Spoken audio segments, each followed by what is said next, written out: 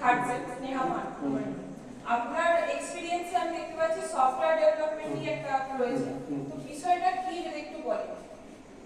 আমরা কম্পিউটার আর মোবাইলের মধ্যে যা কিছু কাজ করছি, ধরো আমরা অ্যাকাউন্টস করছি, ট্যালি করছি, অ্যাকাউন্টস করছি, তো তাহলে অ্যাকাউন্টস করলে কি করি আমরা? শুধু জার্নালটা করি।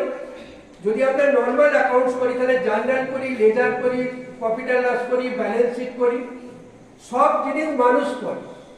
আমরা যদি ম্যানুয়াল অ্যাকাউন্টস করি, কিন্তু কম্পিউটারের ক্ষেত্রে শুধু জার্নালটা যদি দিয়ে দিই, বাকি কাজ কিন্তু কম্পিউটার নিজে নিজে করে। বা আমরা কম্পিউটার থেকে কম্পিউটার তুমি যে গুগলকে কিছু সার্চ করে জিজ্ঞেস করছো, গুগলকে তুমি যা প্রশ্ন করছো ও কিন্তু একটা ডেটাবেসের মধ্যে সার্চ করছে, যেখানে রেকর্ডটা স্টোর করা হয়।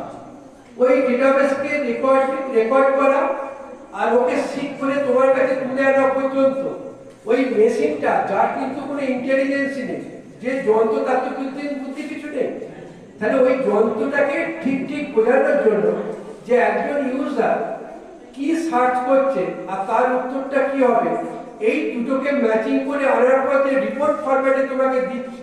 আজকে তুমি যদি ব্যাংকে যাচ্ছ, তোমার সেভিংস অ্যাকাউন্ট আছে, কারেন্ট অ্যাকাউন্ট আছে বা ডিডি আছে, ঠিক আছে? তাহলে তুমি ধরো আজকে তোমার সেভিংস অ্যাকাউন্টে 10,000 টাকা জমা দিলে, তুমি তো কাউন্টারে 10,000 টাকা জমা দিয়েছো, ও ভিতরে যে তোমার নামে যে তোমার অ্যাকাউন্টে যে স্টোর করলো, আচ্ছা ওদেরকে যে ইন্টারেস্ট হচ্ছে সেটাকে সে ক্রেডিট করছে। আচ্ছা তুমি কালকে 5,000 টাকা যে তুলে নিলে সেটাকেও ব্যালেন্স করছে। এই যে কাজটা ইন্টারনালি যে কম্পিউটার যে করে দিচ্ছে, এর বিহাইন্ডে একটা ব্রেন ওর মধ্যে ইনপুট করা, ওই আর্টিফিশিয়াল ব্রেনটাই হচ্ছে সফটওয়্যার।